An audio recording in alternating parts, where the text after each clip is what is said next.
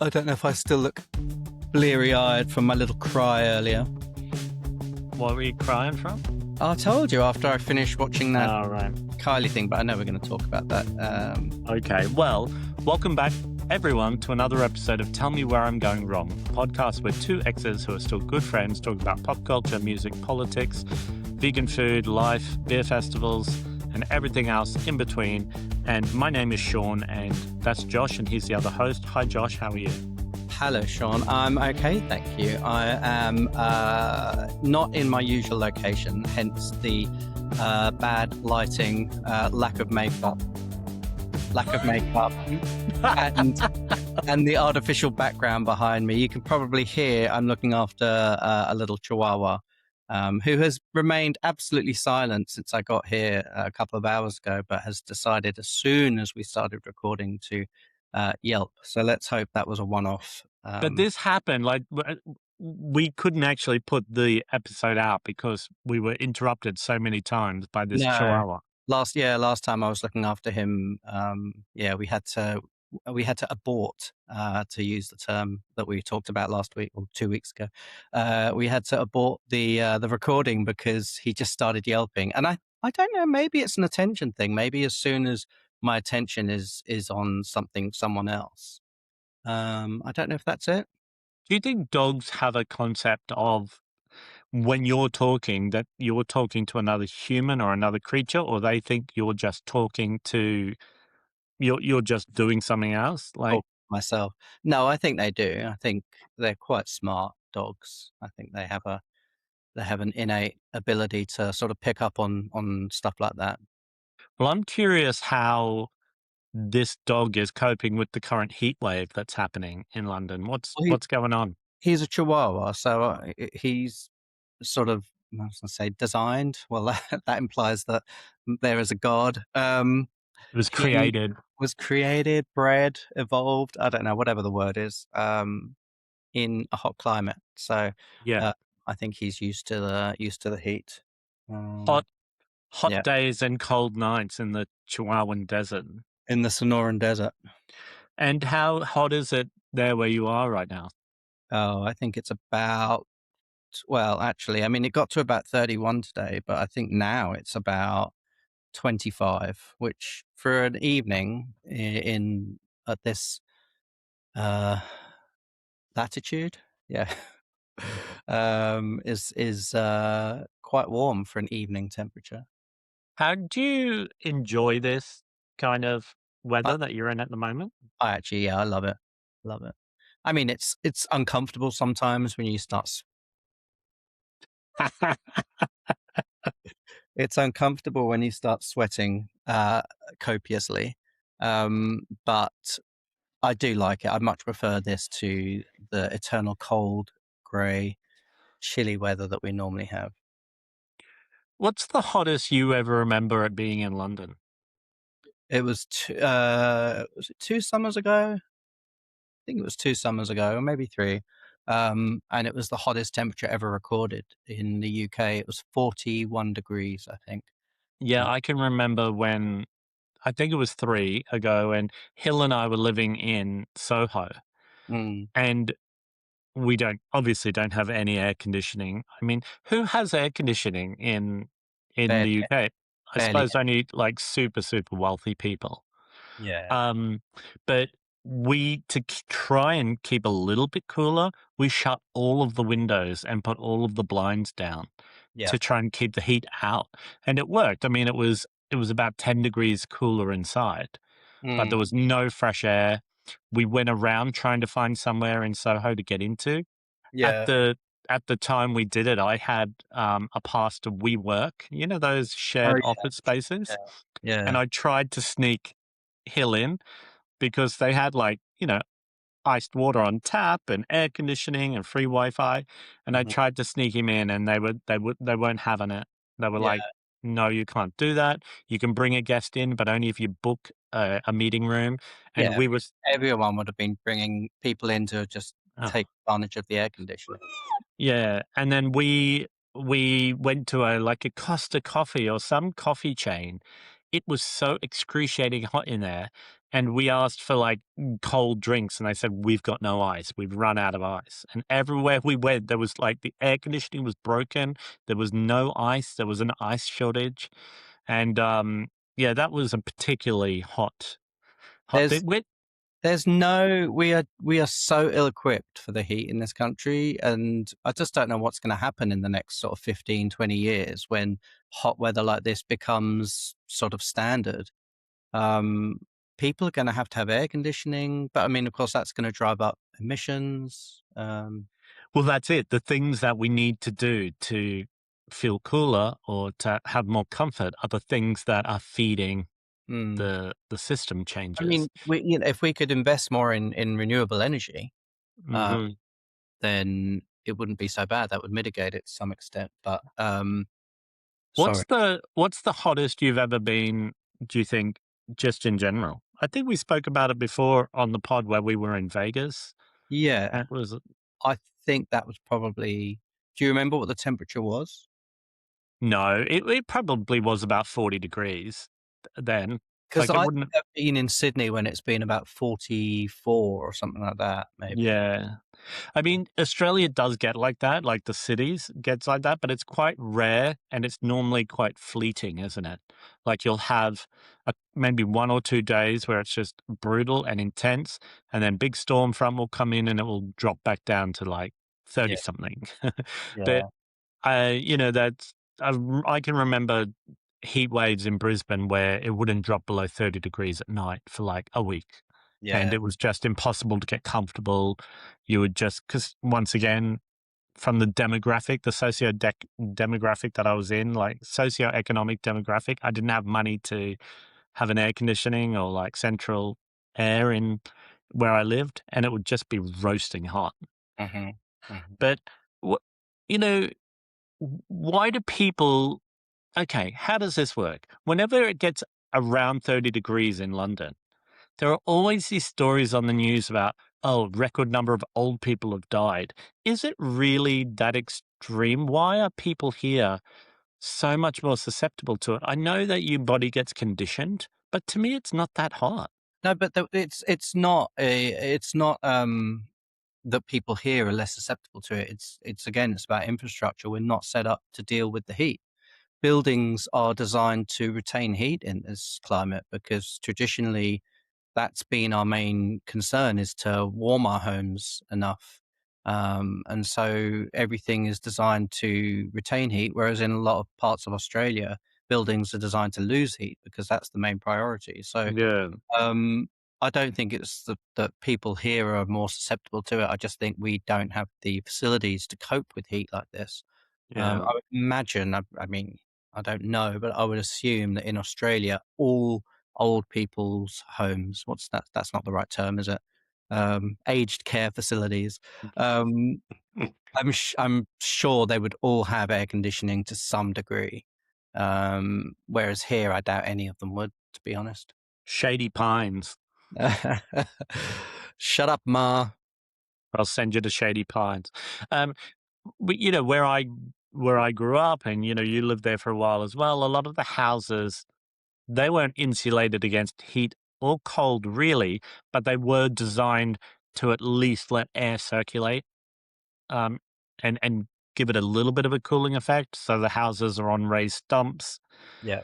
But in Australia, like a lot of the houses would have corrugated tin like roofs and no insulation underneath them, and it would just be roasting. Remember that house that we lived in Ryan Street in West End. West End? Yeah. And in summer, it was about 40 degrees inside the In house. summer, there was one wall in that house where on summer afternoons you couldn't go near the wall because it Yeah, was so hot that honestly you could have like cooked food on it. yeah.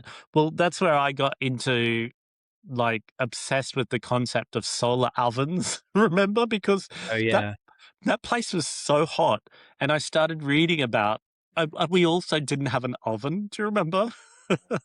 Oh, that's right. Yeah, yeah, yeah. And so I got obsessed with this idea of, like, these solar ovens, which are like these glass and wooden boxes that are designed to capture the sun's rays and get I, to such an intense temperature inside the box that cooks food.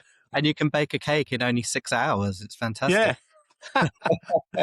But yeah, and like, You know what I was obviously, thinking about? Talking about places we've lived that have lacked basic facilities. Tell me if we'd already spoke about this on the podcast. I don't think we did. Do you remember we lived in that flat in Kensington for a while, and it was like a yes. friend of the family. I don't know, but it didn't have a washing machine. And do you remember that? Fucking hell. Remember that manual washing machine we had that you would put on Mhm. the kitchen counter next to the sink? Well, Next to no, it wasn't. It was for the floor. So it was a plastic bucket with a device. It looked like a trash can, like a small trash can, and it had a little pedal. And so you would pedal it and it would and it would spin. spin. It would Yeah, but spin. But you could only wash like one towel or two t-shirts at a time. yeah. And it would never get anything clean. So I think we used it about 4 times, and I was just like, "Can't Yeah, use this." it And was so I started going to, like, there was a laundrette nearby on the road that led up to Notting Hill.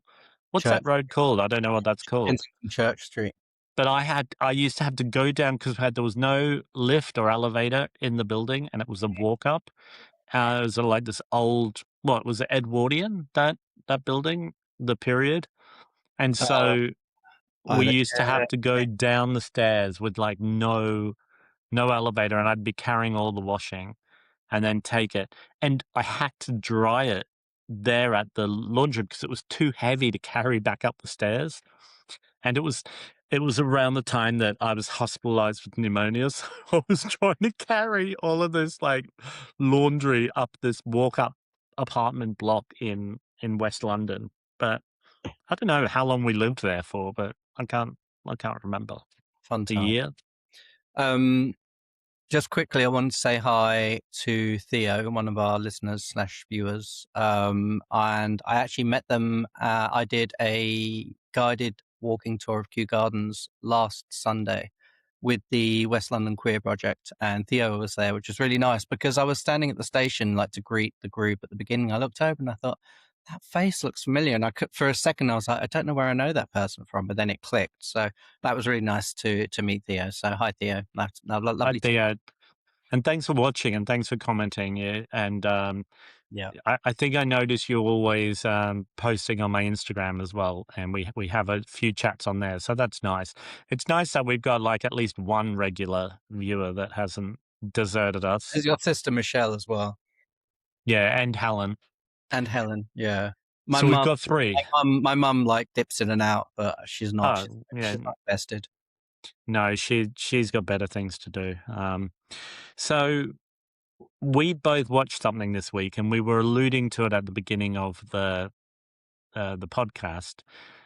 There's a new 3-part documentary on Netflix about Australian superstar, pop star, movie star, and what else does she do? Winemaker, Oh yeah. called Kylie Minogue, and the Netflix show is just called Kylie, and it is quite up to date. Like, it goes from the beginning of her career right up until now. What are your initial reactions to the documentary? Like, how did you think? What did you think of the quality of it? I thought it was quite well made. I, I don't I don't know. I don't want to sound too like overcritical. I don't think it was like brilliant, a brilliant piece of filmmaking or anything like that. Yeah, But it was a well crafted documentary. A little, like most documentaries are, a little too long, a little longer than it needed to be. But it was very, very emotional. It took me on a real emotional journey. Were you ever a huge Kylie fan? I don't think you were really, were you? well, I am a Kylie fan, but I'm not to the level that I have been with other artists. Like, she's No. never been my number one, but I listen to her a lot, and like, there are certain albums that have been more, on heavier rotation in my collection than others. Like, for instance, that documentary reminded me of the Impossible Princess album, and I played it today, and I realized I've never listened to that album in my life. There were songs on there that I'd like, On the Impossible Princess, is that like like, Did It Again. It's yeah, like the indie Kylie stage. And I've heard the singles, of course, but I'd never, ever, ever once listened to that album at all in its entirety ever. Yeah. So I'm not that big a fan. Like when we talk about Gaga, obviously, like I listen to everything and I know everything and I know the B-sides and I know remixes and I know everything. And I was like that with Madonna up to a certain point before I fell off. I was like that with Morrissey before I decided that it was not something that I felt comfortable doing anymore. Uh-huh. But with Kylie, no, I've been a fan, but it's more she's maybe in my like top 20 instead of my top 10. Do you know what I mean? Right. Yeah. It's The, weird because, like, I I was like, I've never seen her live. Um, I when she first was on our screens in Neighbours in, like, 1987, whenever that was, um, I loved her as an actor, and I loved the character of Charlene in Neighbours, and, um, I was what was I, 10, 11 at the time, and Mhm. I suppose I had, like, a crush on her before I kind of realized, my queerness. I had a crush on her, and I actually sent her I forgot about it until I watched the documentary, but I sent her, like, a giant oversized card in the post. I think I sent it to the Grundy television building or whatever in Melbourne, and, uh, of course, I never got a reply, but that's how much of a fan I was. But yeah, it was weird because I did buy her music then, but by the time she actually started to tour, which was probably not until like 1989 or something, 88, 89, I'd already kind of moved on to other things, like, and was discovering Madonna more, and Shakespeare's sister. five and Five Star, all the cool ones. Um, so yeah, I was never, but obviously it's been impossible not to be aware of everything she's doing over the years. And like Chris, who I used to live with in Sydney, was a massive Kylie fan. Yeah. And I yeah, found I found the documentary very humanizing yeah, because with someone as famous as Kylie, it's very easy to forget the human intricacies of her life or her existence. She's just a massive pop star and a pop culture figure. But yeah, I found the documentary with all of the obviously the candid conversations, especially from her and her sister, mm. showing her interacting with her family, her brother and Carol and Ron, who we've talked a lot about on the podcast in the earlier episodes. I think we mentioned Kylie and Danny for the first like 20 episodes of this Yeah, podcast. it was very humanizing, and it was also spectacularly, like, unbelievable to me that somebody had that much footage of themselves.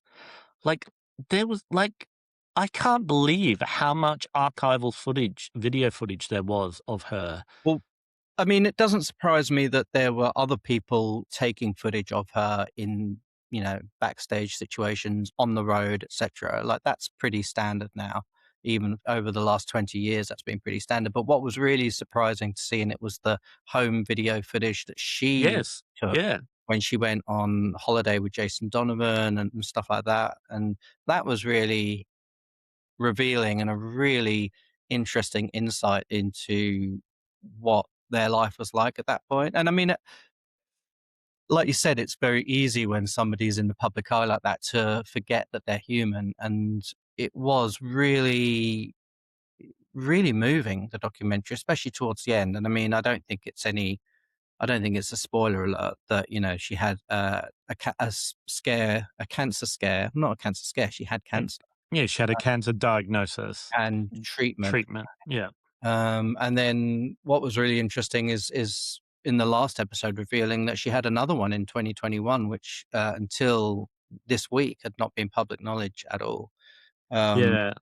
so I found the documentary to give me a deeper appreciation of her as maybe not an artist, but just as a human, like a free-spirited human. yeah, Kind of like an old-fashioned Renaissance woman who was a real free spirit who moved between artistic endeavors and career highs and lows and personal triumphs and tragedy and relationships and romantic situations like living in Paris with an artist with a photographer as she recovered and being whisked away on the Orient Express with Michael and riding on the back Michael of Hutchins. bikes. Like to me it gave me a deeper understanding that she is just somebody looking for her own joy. And it Yeah. is just, It, it's different to what you and I experience, you know? yeah. And I felt like a little bit guilty. I have had some encounters with both Kylie and Danny, Hmm. and I think that I've been pushy past the point of what I should have done to get a moment with both of them. And Hmm. there's this documentary showing what the press and media and public intrusion did to these both of these women made me very reflective and quite ashamed of some of the choices that I've made. Um, I once at the premiere of Muriel's wedding in Australia asked her for a photo while she was seated in the cinema and the film was about to start, and she was said no, and I wouldn't take no for an answer. And I actually, it fills me with dread when I think back to it, especially having seen this documentary. Um, but also just how horrendous people would treat women, like not only stars, but women in general. But in the 80s, 90s, and the 2000s, how these pop stars were treated by the press, it was just Yeah. horrendous. Some of the footage was really hard to watch. Like it was just so full of like sexism, misogyny, objectification, really belittling, demeaning questions. I mean, it. Having watched it, I have a really sort of renewed appreciation for her as a human, her Mhm. resilience, Mhm. her ability to overcome so many things.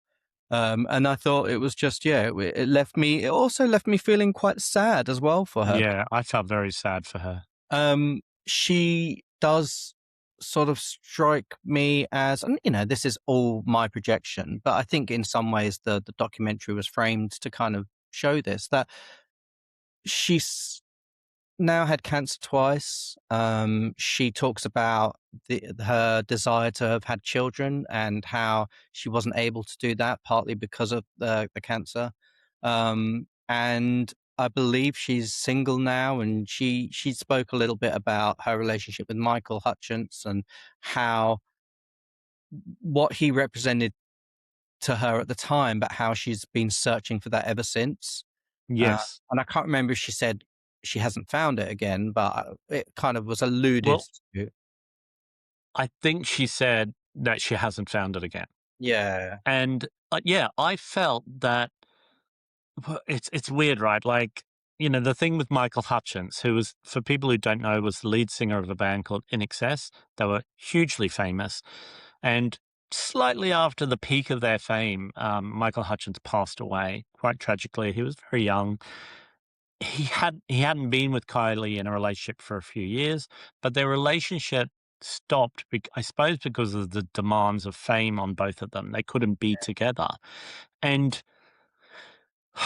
it was very ironic that the thing that made their relationship so special and so exciting was also the thing that was keeping them apart. yeah, And it was just like this tragic love story, like Romeo and Juliet or something, where it was never going to be, but it could only be this way, and it was special because of the thing that was also going to stop them from being together. yeah, yeah. It was a tragedy. But And how did you feel about how Jason Donovan came across? And once again, sorry if you're watching, you don't know who these people are. Jason Donovan was in the telenovela slash soap opera called Neighbours with Kylie Minogue while they were both teenagers. And they were also had a real life relationship around the time. And she ended her relationship with him to start a relationship with this rock star, Michael Hutchence. And he was interviewed, Jason was interviewed in the documentary. But yeah, what did you think of him? I think if I was Jason Donovan, I'd be a little pissed off about the way I was portrayed in that documentary.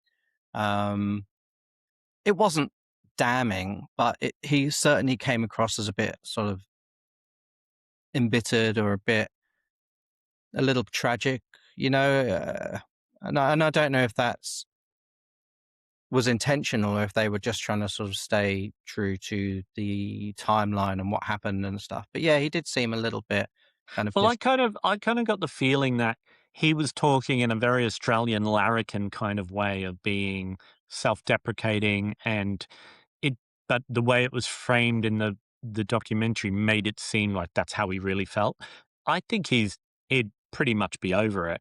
But yeah, they kind of made it sound like he expected to get married to Kylie and have kids, and yeah, that was snatched away from him by this rock star. yeah, And but also, I mean, this is my personal opinion here now, and this isn't a complete like I'm not trying to drag Jason through the mud. He's not as talented to me, in my eyes. He's not as talented as Kylie, and he always was going to play second fiddle to her. He had a massive hit album. 10 Good Reasons was the biggest selling album in the UK the year it came out, but it was really crummy. His voice is really not enjoyable to listen to, I don't think. no, And I can't see where that would have gone. Like, to me, like what we're talking about, Kylie being this sort of creative force, whether you like what she creates or not, she has been on a journey, a creative journey. I don't see Jason as that same sort of artist.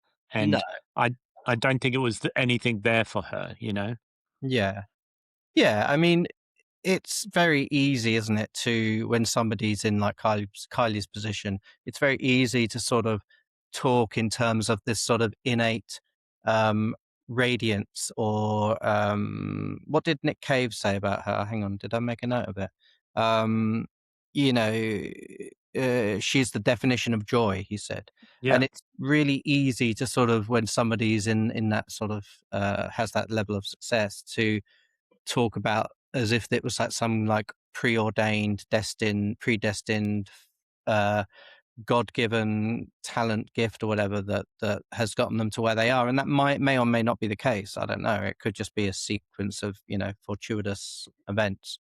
Um, but yeah, it does. It does.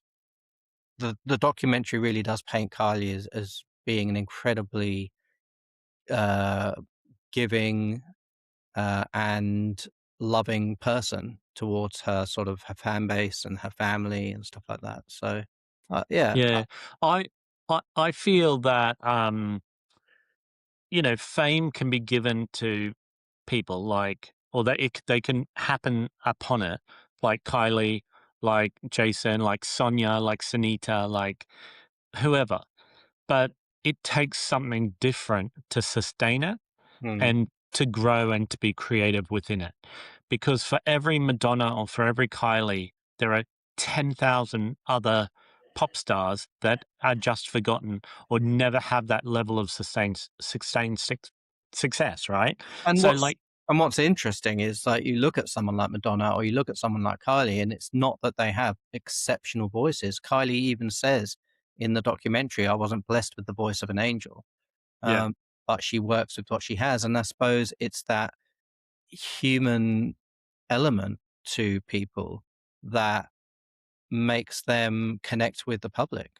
yeah, Um, I what I was thinking after watching the documentary, that it would have been interesting. I mean, of course, we can't go back and change time, but it would have just been interesting, wouldn't it, if Kylie hadn't have had cancer?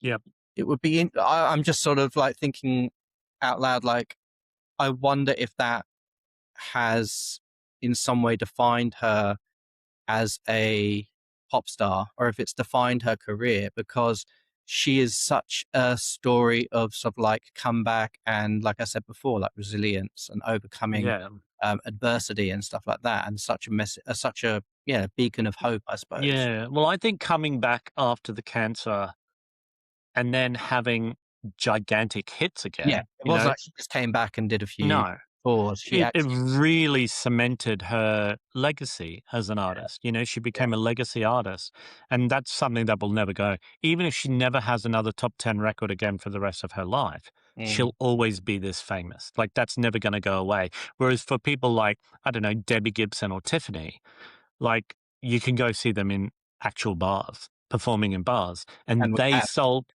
yeah, we have. But at the height of their fame, they sold as many records, if not more, than Kylie ever yeah, did. Yeah, But it's there's something not there, whether it's circumstance, whether it's chance.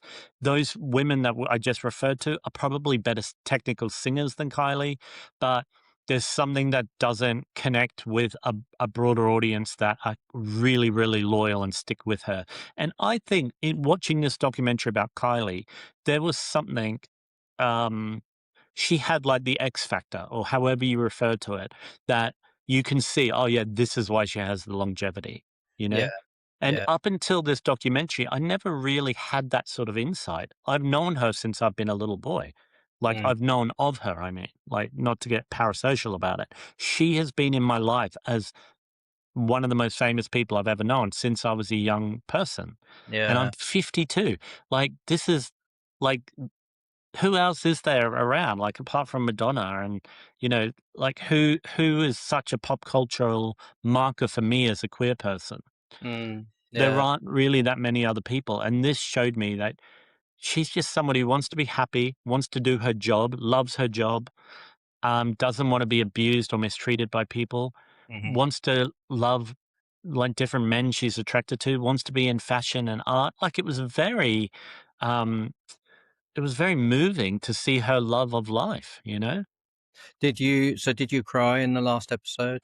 I got a bit teary, like, Okay. my eyes welled up.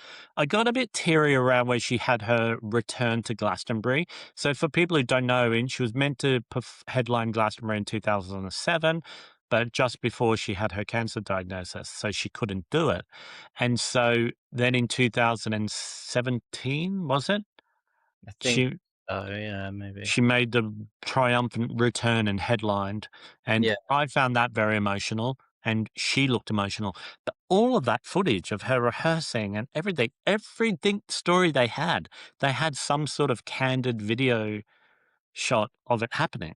yeah, yeah. So it was I found that incredible. That that's Also, that's where I got quite emotional as well. When Nick Cave came and joined her on stage at Glastonbury, that's when I kind of lost mm, it. like I mean, I think he's a bit of a prick, but anyway, that's another story. But Yeah. it was a crucial part to her evolution, and Yeah, to have him included a lot was great. I think he was acting a bit more of a villain than anyone ever thought of him. Like he kept saying yeah, Kylie's fans hated me, and I don't remember.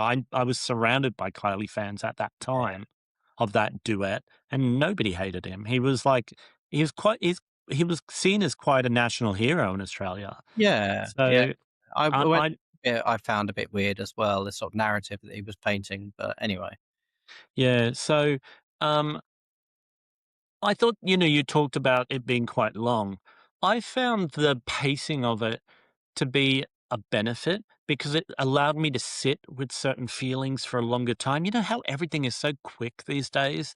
Like Mm. TikTok videos, and everything has to be fast. And I found like she would read out the words of a poem that she wrote, and it lasted for like 2 minutes. And then there was like a shot of the countryside or her on a motorbike. It, the pacing of it, I found very relaxing and refreshing in the current frantic climate that we're in, and Yeah, I appreciated it. wasn't quick cut. It was lots of time, No, stillness, yeah, lots of empty silence, hmm to let things sit and let things sink in. yeah. Mm. So how about this though? I've just booked a Kylie tribute act for the London Vegan Beer Fest. Yes. Um, I mean, this and is and exciting. her show is called Kylie on Show, and the performer's name is Jade, and Jade is vegan, and I'm so excited to have a vegan Kylie Minogue impersonator performing at the London Vegan Beer Fest, and she's on stage with two dancers dressed sort of in like you know Kylie-esque outfits. Show outfits, show costume. Yeah. And, I'm so excited she's gonna do, like, a 40-minute set, like, a full set of, like, Kylie songs on an outdoor stage, and I'm so excited to have this there. Like, That would be really fun. it's so camp and over the top to have this. And, I mean, there's gonna be, like, Bee Gees and, ABBA and, but anyway, Jade, who does this Kylie show, she is, I think next month performing at the Cock Tavern if you wanna go Yeah, down I and think see I'm her. gonna go. Yeah. She also does an ABBA. tribute show, because you know how a lot of these performers do, like, multiple shows, Yeah. and she told me that everybody who's in the ABBA band with her is also vegan. Oh, really? Yeah. It's amazing. Yeah, Need that's to book quite them. fun. Need to book them. So today I went to, I'm wearing this Gaga T-shirt. It's like one of the ones from her jazz album, Oh, and I yeah. went to this vegan cafe today called Beaten by a Whisker. Okay. And it's really nice. It's in Walthamstow, and the people in there behind the counter who was serving me said, "Oh, we love your Gaga t-shirt." And I was like, "Oh yeah, it's great. Yeah, I love Gaga." And these people looked about 21 years old, and I was like, "Yeah, I'm a big little monster, blah blah blah." Then when I was leaving the cafe, I so embarrassed myself. I was leaving, and they both yelled out to me, "See you later," and I went, "Pause up, little monsters." And I said, "Pause up." And they both just looked at each other like, "What?" Like, Uh, I don't think they knew what I meant. okay. Is that not a thing? Did people, general members of the public, not I mean, know that you pause up think means, you think people would know. I mean, it's sort of her signature thing, right? I was Um, so embarrassed that I just had to walk what out was into this the place you went to? What was it called?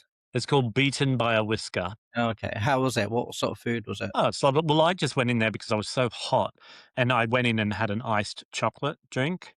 Mm. And, but they've in the past, I've had their pastries, sandwiches, cakes. It's incredible. But, Mhm. I wanted to ask you, what currently are your sort of top vegan places to go to? Because the other night we went to Tofu Vegan, which is a Chinese, restaurant chain that's completely vegan. They've got about 8 locations, Mm. and the food's great. Would you say that's your favorite vegan restaurant in London? I I don't really know of many at the moment, but that would be up there. But what's really interesting, because I said at the beginning of the episode, I'm not at home tonight. I'm dog sitting. Um, I was on Deliveroo, the app, the food delivery app, Yeah. Deliveroo earlier to see whether I would order something in. In the end, I just actually ended up going down to the shop at the end of the road and getting something. But on my Deliveroo app, it said Wawin. And I was like, Oh, "What? yeah. Wawin in London?" So Wawin is a chain of vegan Chinese food restaurants up in the north of England. So they're in Leeds, Sheffield, uh, Yeah. Nottingham, Manchester, I think. Anyway, they all tend to be in the north. And I didn't think there was a Wawin down here. So I started Googling it because I was just curious. And I think Wawin and Tofu Vegan are one and the same. Oh, they're owned by the same Yeah, family? I think when you Well, order I it, heard the other day saying that someone saying that the family that owns Tofu Vegan own non-vegan restaurant chains as well. well, that doesn't surprise me. I mean, Yeah. that's pretty much the case with most restaurants these days. But, I went I went to the other day. Oh, did you order from Wowin then? no, no, I just got a snack at the other shop at the end of the road instead. Oh, Um, okay. apart from that, I don't know what else. I mean, Marley Thai vegan, is that what it's called in Earls Court? I love that. That's really nice. Marley and Me. Marley and me. Do you remember that? We When can't say it, can we? I'll say it, I don't care. When Okay, so surely will you tell the story then? we were in New York, and there was that Jennifer Aniston movie called Marley and Me about a dog. Was the dog's name Marley? I don't know. I never saw the film. It was like a little like golden retriever or whatever. And when you go into, the subway in New York, they often have, like, billboards just on the side, and there was a movie poster for Marley and Me, and somebody had crossed out with a marker pen, had crossed out the "me," just a single No, straight they line. crossed out the Marley.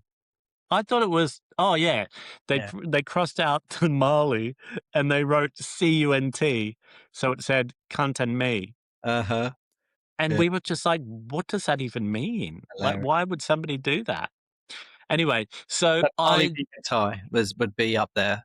okay, yeah, that is really great. I went to, the other night, we went to meet, Nani and, Vanessa and some other friends for Nani's birthday, and afterwards, Hill and I went to Temple of Satan, and I had sort of fallen out of favor with that for a while, but Hill and I were just both so blown away by it again. And he was like, "This is like the first time I've had it again."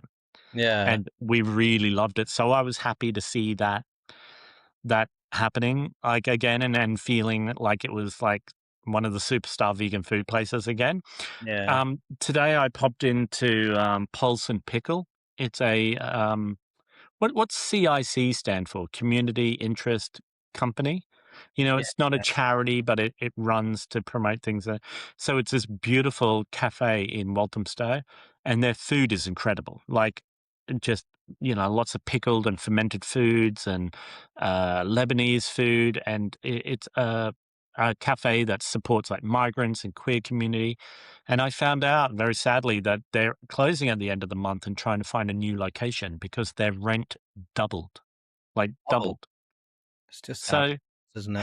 how do people keep going? Like how we're losing so many vegan restaurants because of it. Um, I don't know. There are lots of places like Mildred's and Correct. like Like, Purezza. I mean, I really like Purezza. It's always very consistent. Um, it's not a restaurant, but Polka Dot Bakery for sweet stuff. I oh, think yeah. Polka Dot Bakery is phenomenal. So good. What do you think about the mukbap, the Korean vegan place near Oh Liverpool yeah, well Street? I've only had one meal from them. And that was delicious. So Yeah, their food's good. I find it quite pricey. It's a yeah, little bit expensive. But yeah, I don't know. There's so much going on in London and it's hard to keep track of it. And things come and go before I even get a chance to try it. Like people go out of business before I even get there. yeah. Uh, but like I'm also working out the vegan food traders for London Vegan Beer Fest, and I'm gonna try and have Red Tent Ethiopia, which, Oh that's a company that have traded with us when we've run events for over years, and yeah, Helen runs it, and their food is so good. And yeah. they're trading down near Petticoat Lane, Wentworth Street, um, throughout the week. But I absolutely love their food, and I'm very interested. I'm trying to get this company to come along called Infinity Pizza. They're a vegan pizza van, but Mhm. they also own a vegan brewery. And so their van has got a pizza oven in it, but it's also got like 4 beer taps on it. That's So fun. they serve like pizza and beer at the same time. So I think that'd be a really fun thing to have at the beer fest. I Well, can I say it? Well, I hope there's a restaurant in Brighton, Happy Mackie. It's Yes. a vegan sushi place, and I Mm. really hope that they are going to open a London branch at some point. That's probably one of my favorite spots in the UK for as a 100% vegan restaurant. That's probably one of my faves. Win is amazing, and Tofu Vegan is the same, apparently. Um, but it's tofu vegan's odd because the one we went to the other night for Hill's birthday was the Charlotte Street location. Yeah, in Fitzrovia. Food was exceptional. It was Yeah. so good. But I've been to the Kensington branch of Tofu Vegan on Gloucester Road, and that just didn't seem to be as good. Um, Yeah. so yeah, if you're going to go to Tofu Vegan, if you've not been, I would recommend the Charlotte Street one. There's a lot of places that I want to get to that are just a little bit, like in Essex or something, like little like vegan cafes. And I really would love to go and support them and try their food. But I look at it's like £20 return on a train to go an hour out of London. It's like, Well, I live in a like apart from Revival Cafe or Cafe Revival, whatever it's called, I'm in a vegan food desert in West London. Like, there's just nothing really around. Um, so you've got no sympathy for me because you've got like 100 places on your doorstep. yeah, there is a lot around here. But today when I went to, I dropped in to say hello to the Hogless Roast, which is a really nice vegan junk food sort of place. Pulse and Pickle, who are about to close down and hopefully move location. And then I went to the Coven of Witches, a vegan sandwich shop. It's a deli. Incredible. I mean, it's the best sandwiches. Like, I think they're one of the best places to eat. But to get there, I had to get the overground. And I was just trying to look to see how much it cost me. I think I've spent about £8 today on travel just to go 6 stops on the overground and back. Yeah, that sounds about right. I mean, it's so expensive. Yeah, but it was really nice going out to Walthamstow. It's such a vibrant neighborhood. I know that sounds like very like sort of white savior talk for like, like diverse or whatever, Gentrification. but that massive long Walthamstow High Street, it's all like there's a market on there, and I don't I know, I like it. I think I've told this story on the podcast before, but I'll never forget when Miss Cupcake, the vegan bakery, opened in Brixton. I'll never forget this guy walking past. I think we were there for the opening. I think we were handing out free like samples on the street, and a guy walked past and shouted at us, "Vegan cupcakes are the foot soldiers of gentrification." I thought that was such a brilliant line. I haven't thought about that line in so long. That is Yeah. such a good line. It It's reminds me kind of of, that it's kind of that true. it reminds me of that thing that Michelle screamed at us once when we were bullying her when we were kids, and she screamed at us, "Personal insults are the last resort of the ignorant and the wrong." Oh, brilliant. Like channeling genius. Anyway, thanks for joining us for another episode. We've covered a few topics there. If you haven't seen the Kylie thing, I'd recommend watching it, especially if you're not familiar with her career. It's a really good insight into a pop culture icon. Mhm. If you want to buy tickets for the London Vegan Beer Fest and come and see the vegan Kylie that we're going to have, you can go to veganbeerfest.co.uk or fatgayvegan.com. Josh, is there anything you want to remind people of?